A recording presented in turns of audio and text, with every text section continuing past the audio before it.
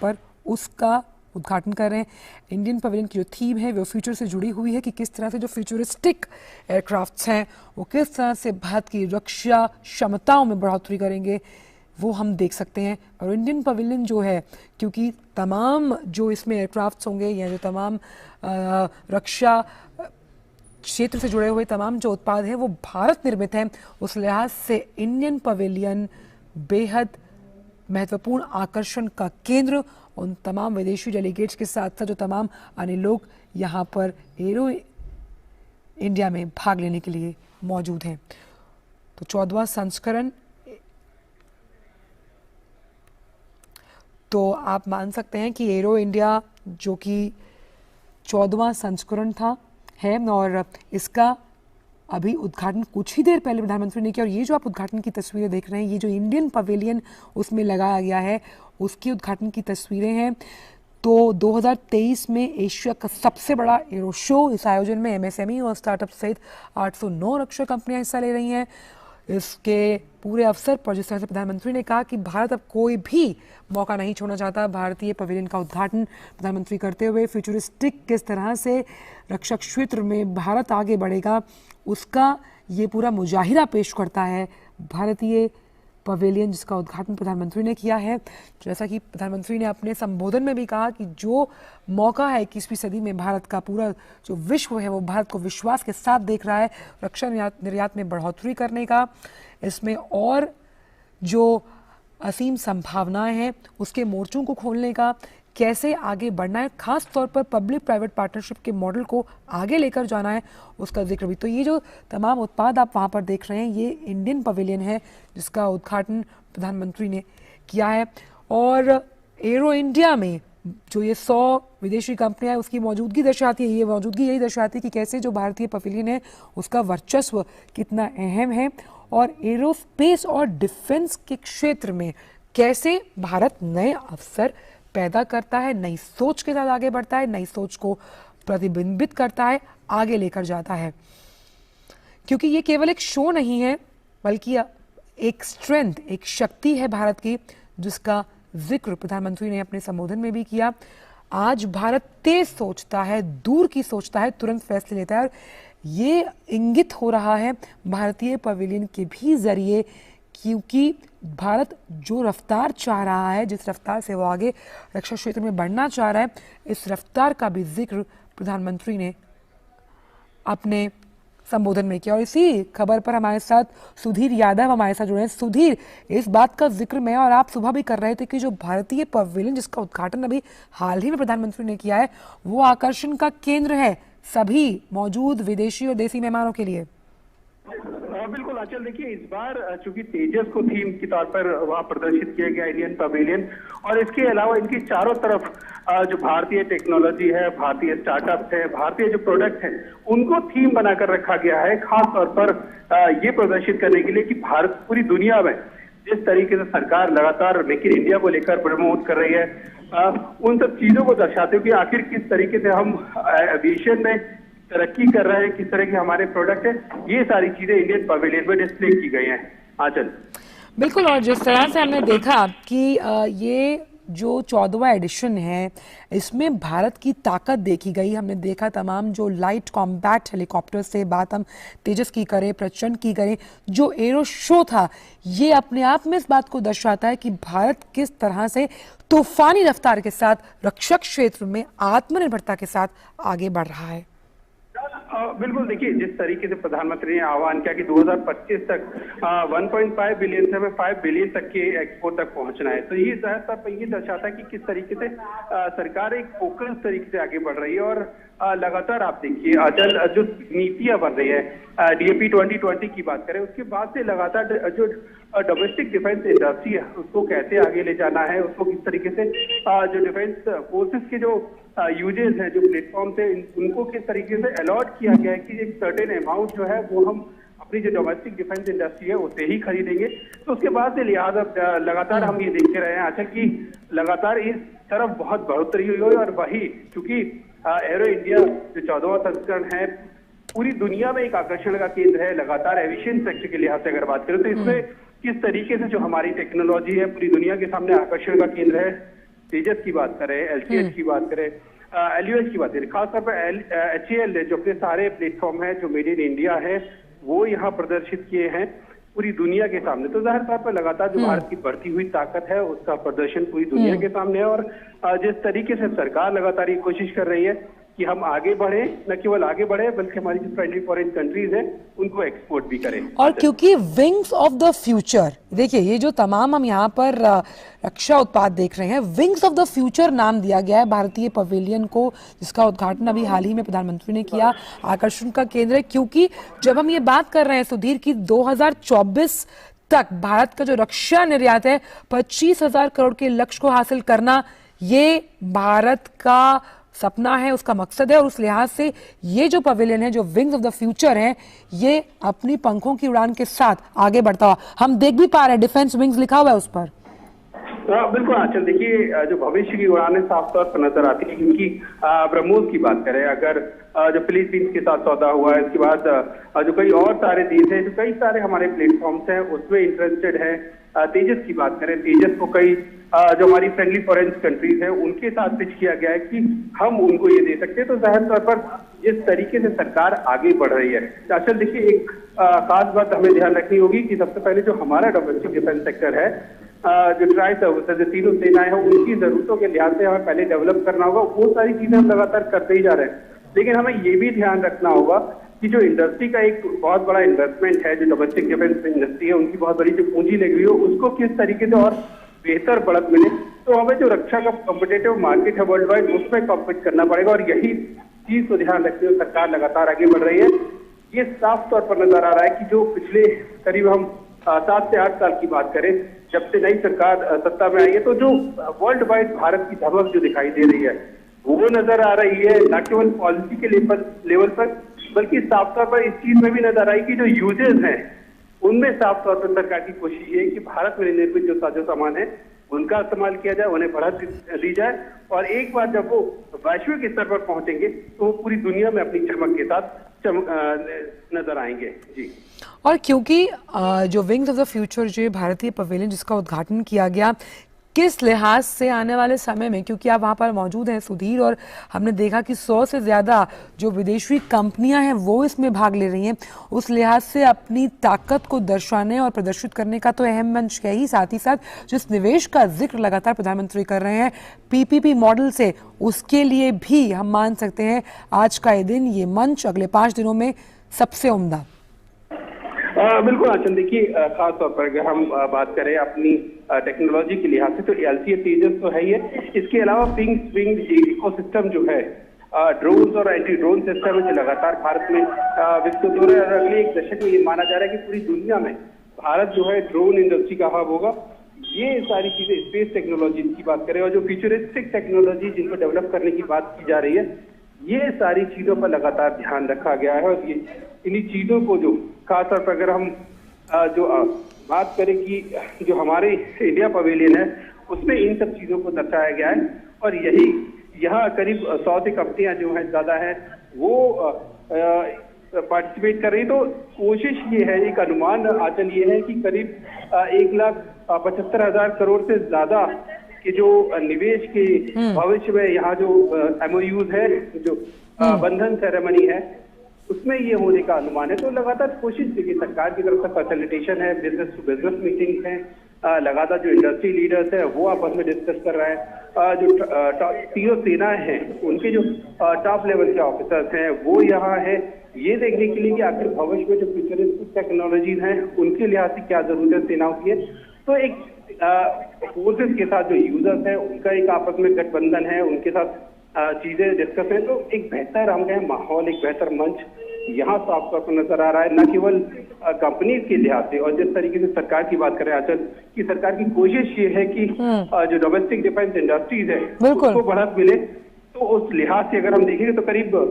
650 से ज्यादा जो भारतीय कंपनियां हैं वो यहाँ पार्टिसिपेट कर रही है। करीब 88 के आसपास जो अंतर्राष्ट्रीय कंपनियां हैं वो यहाँ अपने प्रोडक्ट लेकर आई। तो जाहिर तौर पर जब ये सारी चीजें तीनों सेनाओं के सामने होंगी तो एक बेहतर विकल्प न केवल सेना के सामने होगा बल्कि जो इंडस्ट्रीज है उसको भी एक बेहतर मौका मिलेगा कि जो सेना की जरूरतें हैं उनके लिहाज से अपने आप को तैयार कर सके। और इसमें बहुत अहम यहाँ पर सुधीर ये भी है कि जब टेक्नोलॉजी ट्रांसफर का हम जिक्र करते हैं, प्रधानमंत्री हमेशा कोशिश करते हैं कि तकनीक के लिहाज से हर क्षेत्र को कैसे उन्नत बनाया जाए। अगर हम उसका जिक्र करें तो तकनीक, मार्केट करना और विजिलेंस के हिसाब से रक्षा क्षेत्र एक जटिल सेक्टर है। कैसे इसमें आने वाले समय में इसमें जो निर्यात के आंकड़े को 1.5 बिलियन से बढ़ाकर 5 बिलियन करने का लक्ष्य है भारत का, उस लिहाज से 75 देशों को तो हम अभी भी जो डिफेंस एक्सपोर्ट है इक्विपमेंट का वो कर रहे हैं, तो इसको तो लगातार इस दायरे को आगे बढ़ाना ही है। आचल देखिए, खासतौर पर आपने जो टेक्नोलॉजी ऑफ ट्रांसफर टीओटी की जो बात की है, वो एक ऐसा कॉम्प्लेक्स इशू है जिसके बारे में लगातार सरकार शुरू से ध्यान रख रही है। देखिए, हमें ये ध्यान रखना होगा कि जब भी कोई देश हमें साजो सामान देता है तो या तो वो लेटेस्ट टेक्नोलॉजी नहीं देता है या उससे एक पहले की जो टेक्नोलॉजी, जो सबसे बेहतर तकनीक को जो इस्तेमाल कर रहा है, उससे पहले की जो आउटडेटेड टेक्नोलॉजीज है उसको बेचने की कोशिश करता है। और ये हमेशा से रहा है। इस चीज को जो डिफेंस इंडस्ट्रीज के जो स्ट्रैटेजिस्ट है, जो स्पेशलिस्ट है, वो इस चीज को बहुत बेहतर तरीके से समझते हैं। तो इस चीज को ध्यान रखते हुए सरकार ने शुरू से एक कोशिश की है कि जो नीश टेक्नोलॉजीज है, जो स्टार्टअप्स है, वो एक बेहतर टेक्नोलॉजी ड्रिवन बने। और यही कोशिश की वजह से आज अगर आप देखते हैं तो भारत पूरी दुनिया में से एक बेहतर स्टार्टअप के लिए इकोसिस्टम है वो तैयार हो रहा है। सरकार की ये जरूर कोशिश है कि जो नीच टेक्नोलॉजीज है उनको हम खुद डेवलप करें, रादर देन कि हम दूसरों से टेक्नोलॉजी ऑफ ट्रांसफर के। अच्छा जी, एक चीज और भी थी यहाँ पर सुधीर, क्योंकि प्रधानमंत्री ने ये भी कहा कि लगातार हम अपने दर्शकों को तस्वीरें दिखा रहे हैं। पहले इनको बता दें कि ये जो भारतीय पवेलियन है उसका उद्घाटन प्रधानमंत्री ने किया है। ये वहां पर जो तमाम रक्षा से जुड़े उत्पाद हैं उनकी प्रदर्शनी लगाई गई है, जिसका प्रधानमंत्री जायजा ले रहे हैं, समझ रहे हैं। तो फिर सवाल मेरा यहाँ पर यह है कि प्रधानमंत्री ने कहा कि ये भारत तब तेज सोचता है, तुरंत फैसले लेता है, और खास तौर पर जब हम रक्षा क्षेत्र का जिक्र करते हैं इसमें रिसर्च और डेवलपमेंट में काफी वक्त जाया होता था। उसके बाद कई बार अगर कहीं पर भी कमी है तो कैसे उस कमी को पूरा किया जाए, उसमें लंबा समय लगता था। लेकिन अब वो नहीं है, क्योंकि इस प्रणाली को भी दुरुस्त किया गया है कि R&D में अब कम से कम समय लगे और भारत की रक्षा जरूरतों को त्वरित पूरा किया जाए। बिल्कुल। देखिए, जो बात आपने सही कही, जो सेक्टर की खास तौर पर जो कमजोरियां हैं उन पर सरकार खास ध्यान रख रही है। और आपने जिस तरीके से कहा कि रक्षा साजो सामान की खरीद की प्रक्रिया काफी लंबी होती थी और उसमें लंबा वक्त लगता था, जिससे कई बार जो टेक्नोलॉजी हम खरीद रहे हैं वो मार्केट में हमारे खरीदते आउटडेटेड हो जाती थी। एक बड़ी समस्या आ रही थी। इस चीज को ध्यान रखते हुए कोशिश ये की गई है कि सरकार ने जो DMP 2020 जो को जारी किया, उसके बाद से एक प्रॉपर प्रोसेस कोशिश की जा रही है कि इसको बहुत जल्दी से जल्दी जो प्लेटफॉर्म्स है उनको लिया जाए, और खासतौर पर जो प्रोसेस है, ट्रायल्स की प्रोसेस है, उसको बहुत एक्सपेडाइट किया जाए। इसके जरिए सरकार की तरफ से कोशिश ये है कि जो प्राइवेट इंडस्ट्री है, जो PSUs की टेस्टिंग फैसिलिटीज है, वो प्राइवेट इंडस्ट्री को मुहैया कराई जा रही कि आप यहाँ आके टेस्टिंग कर सकते हैं, और जो रिजल्ट है वो उन एजेंसीज के साथ साझा किए जा सकते हैं। तो कोशिश यही है सरकार की खास तौर पर कि ज्यादा से ज्यादा फैसिलिटेशन के जरिए आगे बढ़ा जाए और उससे आगे आकर इससे भी आगे कोशिश सरकार की ये है कि जो टेक्नोलॉजी है, अगर हम होम टोन डेवलप करते हैं, जल्दी से जल्दी हमारे साथ डेवलप होती है, तो वो हमारे लिए न केवल फायदा होगी बल्कि उसमें भविष्य में हम उससे एक्सपोर्ट के जरिए जो विदेशी मुद्रा है वो भी हासिल कर सकते हैं। और खास तौर पर क्योंकि हमने पूरा ये जो एरो इंडिया शो है ये अपने इस मंच के माध्यम से दर्शकों को दिखाया, जहां पर ऐसे ऐसे करतब दिखाए गए तमाम जो एयरक्राफ्ट से जुड़े तमाम अधिकारी थे उनके द्वारा। और खास तौर पर अगर हम लाइट कॉम्बैट हेलीकॉप्टर्स का जिक्र करें जिसमें तेजस का नाम सर्वोपरि आता है, वो मुख्य आकर्षण का केंद्र रहा। तो आप वहां पर मौजूद रहे और इसी का हम एक प्रतिबिंब जो है वो भारतीय पवेलियन में भी इस तरह के तेजस को देख पा रहे हैं। क्या रिस्पॉन्स आपको लगा, क्योंकि इसे ही माना गया है मुख्य आकर्षण का केंद्र, और कैसे ये जो हम शक्ति के विस्तारीकरण का जिक्र करते हैं खासतौर पे एयरफोर्स के लिए, उसमें बढ़ोतरी करेगा? देखिए अचल, खासतौर पर तेजस को सरकार इसलिए पेश कर रही है क्योंकि जो हमारा मीडियम सेगमेंट है एयरफोर्स की अगर हम बात करें तो करीब करीब 44 जो स्क्वाड्रन्स है वो होने चाहिए, लेकिन हमारे पास स्क्वाड्रन्स की अभी क्योंकि लंबे समय तक खरीदारी नहीं है वो कमी है। उस दौरान जो मिग के स्क्वाड्रन्स हैं उनको आउटडेटेड हो चुके हैं, उनकी मरम्मत करके काम कराया जा रहा है, लेकिन उनको रिप्लेस करना है, उनके लिए हमें उसी श्रेणी का एक विमान की जरूरत है। तो सरकार कोशिश ये कर रही है कि जो मिग के स्क्वाड्रन है उनको तेजस के जरिए रिप्लेस किया जाए, और भविष्य में जो हमारा बैकबोन जो एयरक्राफ्ट होगा, एयरफोर्स का जो बैकबोन होगा, उसको तेजस के तौर पर, तेजस को उसकी जगह डेवलप किया जाए। इसीलिए तेजस को लेकर सरकार बहुत तेजी से आगे बढ़ रही है, और इसका नेवल वर्जन है, चूंकि INS विक्रांत को अभी मेक इन इंडिया की एक बड़ी सफलता के तौर पर भारतीय नौसेना में कमीशन किया गया, तो उसमें जो एयरक्राफ्ट कैरियर पर जो विमान होंगे, लड़ाकू विमान होंगे, उसमें जो तेजस का नेवल वर्जन है उसको डेवलप किया जा रहा है। तो ये सारी कोशिशें हैं, यही वजह है। खासतौर पे चल ये भी है कि जो LCA तेजस है उसमें बेहतर उसकी क्षमता को और बढ़ाने के लिए जो उसका इंजन है उसको G404 की जगह G414 से रिप्लेस किया जा रहा है। तो ये सारी कोशिशें हैं, और कल ही रक्षा मंत्री ने अपनी कटेनर PC में भी ये कहा था कि जल्द ही कोशिश ये की जा रही है कि जो हमारा स्वदेशी इंजन हो वो भी बनाया जाए। उसमें बहुत कोशिश कर रही है, लगातार प्रगति हो रही है। अच्छा, आप अपनी तस्वीरों में बताएं, एक मिनट सुधीर, आपको रोकना चाहूंगी, अपनी तस्वीरों में बताएं कि इसरो चीफ यहाँ पर मौजूद हैं, यहाँ पर वो समझाते हुए कि तमाम किस तरह से जो स्पेसक्राफ्ट अंतरिक्ष में नए परचम गढ़ते हैं। हमने देखा अभी हाल ही में जो 3 ऐसे उपग्रह थे जिनको लॉन्च किया गया था, अभी एक और सफलता का परचम लहराया इसरो ने, उसी की जानकारी देते हुए कि किस तरह से ये तमाम जो इसरो ने कई ऐसे मिशंस को अंजाम दिया है जो कहीं ना कहीं एरोस्पेस का जिक्र प्रधानमंत्री भी करते हैं सुधीर, कि एरोस्पेस में इतनी संभावनाएं हैं। जब हम ड्रोन्स का जिक्र करते हैं, सैटेलाइट्स को भारतीय कंपनियां, भारतीय स्टार्टअप्स, भारतीय प्रौद्योगिकी जो संस्थान है वो निर्मित करते हैं। बिल्कुल, खासतौर पर अगर स्पेस सेक्टर की बात करें तो संभावना को अच्छी तरह लगातार भारत इसमें जो महारत है उसको हासिल करते हुए आगे बढ़ रहा है। तो यही वजह है कि अगर स्पेस से एरोस्पेस सेक्टर की बात करें तो बहुत बेहतरीन सफलता है, उसको कैसे लेकर हम आगे जा सकते हैं ये भी कोशिश चल रही है। और सुधीर आपके पास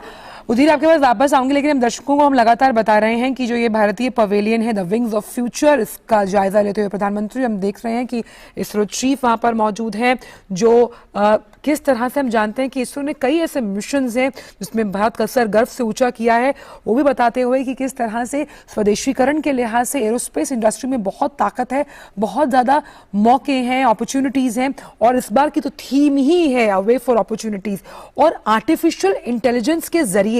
कैसे ये जो पूरा स्पेस है, यानी कि स्पेस सेक्टर, साथ ही रक्षा क्षेत्र की जब हम बात करते हैं उस लिहाज से कितना अहम है। अभी हम जानते हैं कि हाल ही में श्रीहरिकोटा से इसरो ने SSLV D2 का सफल लॉन्चिंग की थी, तो उस लिहाज से कैसे जब एरोस्पेस और रक्षा क्षेत्र में आत्मनिर्भरता आएगी, तो ये कुछ ऐसे सेक्टर्स हैं जो किसी भी देश की ताकत को आगे बढ़ाने में और किसी भी देश की ताकत को वैश्विक मंच पर रखने का मादा रखते हैं, कि वैश्विक मंच पर इस कद से आपकी बढ़ोतरी होती है, पूरा जो विश्व है वो आपको आशाओं, मौके की नजर से देखता है, उस लिहाज से ये अहम हो जाता है। और आर्टिफिशियल जो इंटेलिजेंस है जिसका जिक्र लगातार प्रधानमंत्री अपने कई संबोधनों में कर चुके हैं कि कैसे आर्टिफिशियल इंटेलिजेंस के जरिए, चाहे हम एरोस्पेस की बात कर रहे हैं, रक्षा क्षेत्र की बात करते हैं, कितनी ज्यादा संभावनाएं हैं, कितनी ज्यादा से मौके हैं जिन्हें हम भुना सकते हैं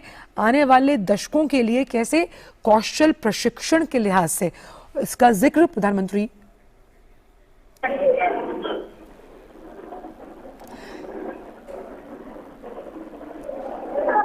और अब भारतीय पवेलियन का उद्घाटन करने के बाद प्रधानमंत्री कर्नाटक पवेलियन का उद्घाटन कर रहे हैं। ये तस्वीरें आप देख सकते हैं, यहाँ पर भी आप देखिए कि प्रदर्शनी लगाई गई है कि कैसे जो भ्रमण कर रहे हैं प्रधानमंत्री, जायजा लेते हुए जो कर्नाटक पवेलियन उसका, कि कैसे यहाँ पर भी रक्षा और एरोस्पेस के साथ अगर हम बात करें तो टेक्नोलॉजी, जिस तकनीक का जिक्र प्रधानमंत्री करते हैं हमेशा, तकनीक के लिहाज से कैसे उन्नत बनाया जा सकता है इन सेक्टर्स को।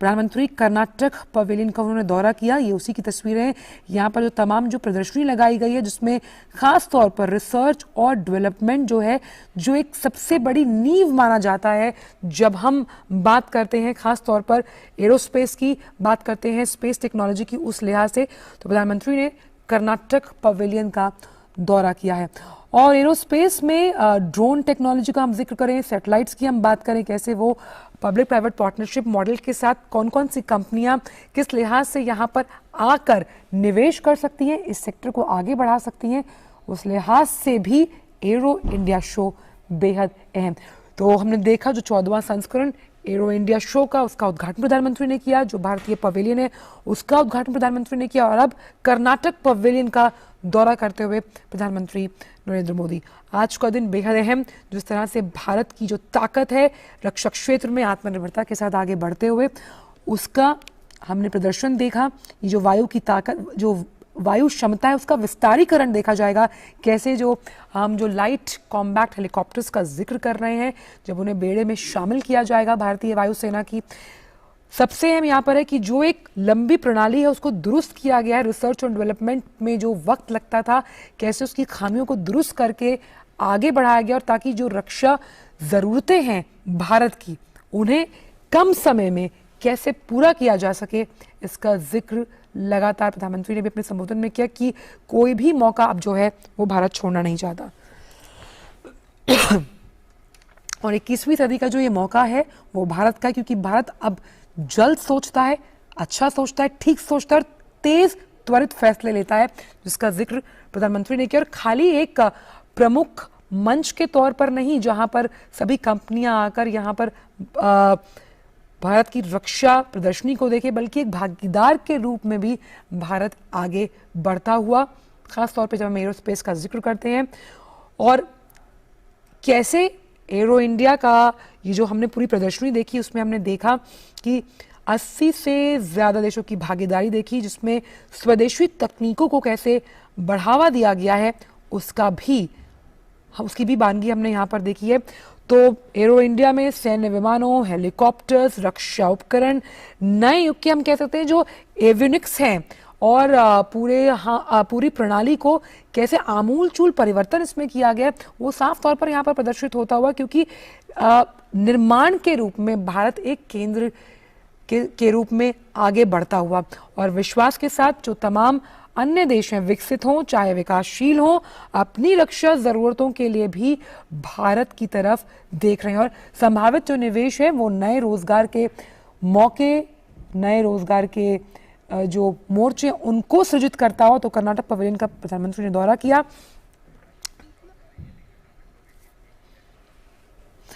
और आगे भी जो तस्वीरें हम आपको दिखाने वाले हैं वो कर्नाटक पवेलियन से ही जुड़ी हुई हैं, जहां प्रधानमंत्री भ्रमण कर रहे हैं, जायजा ले रहे हैं, समझ रहे हैं। और प्रधानमंत्री हमेशा से जब भी कोई नई तकनीक को देखते हैं, समझते हैं, तो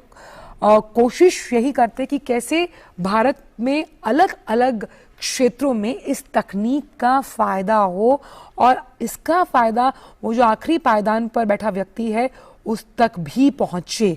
तो टीम इंडस आप देख सकते हैं, सबसे अहम बात यहाँ पर है, जो तमाम कंपनियों के नाम हम पढ़ पा रहे हैं, जो समझ पा रहे हैं, कैसे यहाँ पर स्वदेशी कंपनियों का वर्चस्व है। ये साफ तौर पर जो आत्मनिर्भर भारत का विजन, फोकस प्रधानमंत्री ने देखा है, वो उसको इंगित, लक्षित और रेखांकित करता हुआ, परिलक्षित करता हुआ साफ तौर पर नजर आ रहा है। तो आत्मनिर्भर फॉर्मेशन, जिसका हमने एक मुजाहिरा देखा, शो में दिखाया गया, जिसमें जो लाइट कॉम्बैट हेलीकॉप्टर्स थे, लाइट यूटिलिटी हेलीकॉप्टर्स थे, साथ ही इस फॉर्मेशन में हमने एडवांस लाइट हेलीकॉप्टर्स को भी हैरतअंगेज करतब करते हुए देखा। और उस लिहाज से कितनी बारीक पैमाने को हर कसौटी पे खरा उतरते हुए इस तकनीक के साथ निर्मित किया गया इन उपकरणों को, जिसका जिक्र प्रधानमंत्री ने भी किया कि ये जो पूरा सेक्टर है कि विजिलेंस मांगता है, सतर्कता मांगता है, डेडिकेशन मांगता है, और बिना सतर्कता के कोई भी उपकरण, अगर हम बात करें कोई भी हेलीकॉप्टर या फिर जो भी रक्षा से जुड़े उत्पाद हैं, उन्हें बनाना मुमकिन नहीं है, क्योंकि देश की सुरक्षा और देश की सेना से जुड़ा हुआ मामला है। तो यहाँ पर भी प्रधानमंत्री ने उसका जिक्र किया था कि काफ़ी अहम है जब हम यहाँ पर तमाम इन उपकरणों को बनाने की उस उन्नत तकनीक का जिक्र करते हैं। आर्टिफिशियल इंटेलिजेंस का रोल भी बहुत अहम हो जाता है रक्षा क्षेत्र के उन्नत प्रदर्शन के लिए। इसलिए हमने देखा कि कुछ देर में जो डीआरडीओ का भी इंडिया पवेलियन है, कैसे उसमें sensors, combat aircraft, UV, missile and strategic systems, engine and propulsion system, क्योंकि कोई भी रक्षा उपकरण बनाने में जो समय है, जो प्रणाली है, एक एक गैजेट है, कैसे उसको तमाम प्रणालियों पर खरा उतरना पड़ता है, तमाम टेस्ट पास करने पड़ते हैं, उस लिहाज से भी रक्षा प्रदर्शनी काफ़ी अहम, जहां पर आप देखिए कि 100 से ज़्यादा जो विदेशी कंपनियां हैं वो भाग ले रही हैं। अब उनका भाग लेना ये दर्शाता है कि कहीं ना कहीं जो एक विश्वास है भारत की रक्षा क्षेत्र में आगे बढ़ती हुई प्रगति को लेकर, उन्नति को लेकर, उसमें वो विश्वास जताते हुए तमाम कंपनियां, तो कर्नाटक पवेलियन का प्रधानमंत्री दौरा करते हुए, तो कैसे ये जो कर्नाटक राज्य ये भी इन उपलब्ध अवसरों में से मौकों की तलाश करते हुए एक नई जमीन तैयार कर रहा है रक्षा क्षेत्र के लिए, उस लिहाज से आज का ये दिन काफ़ी अहम। तो एरो इंडिया शो जिसका हमने देखा, मज़ा सबने लिया, और सबसे अहम बात यहाँ पर यह है कि हैरत अंगेज कारनामे करते हुए दिखाए गए। तो ये रक्षा ताकत थी, वायु ताकत थी, जिसका हम देख सकते हैं प्रदर्शन किया गया। तो बेंगलुरु में यलहंका के वायु सेना स्टेशन में एरो इंडिया 2023 का जो 14वां संस्करण है, जिसका उद्घाटन प्रधानमंत्री ने किया, और वहाँ पर किस तरह से जो ये तमाम हम कह सकते हैं मेक इन इंडिया की जो ताकत है, मेक फॉर द वर्ल्ड को फोकस करते हुए हम मान सकते हैं ये जो कार्यक्रम चलने वाला है 5 दिन तक, कैसे मेक इन इंडिया की ताकत का उदाहरण है, और 21वीं सदी का कोई भी मौका भारत गंवाना नहीं चाहता। एक उपयुक्त भागीदार के रूप में लगातार भारत आगे बढ़ता हुआ अब दूर की सोचता है, दूरदर्शी है, सभी को आगे लेकर चलता है, सभी को साथ लेकर चलता है, क्योंकि अमृत काल का भारत एक फाइटर पायलट की तरह आगे बढ़ता हुआ। तो अभी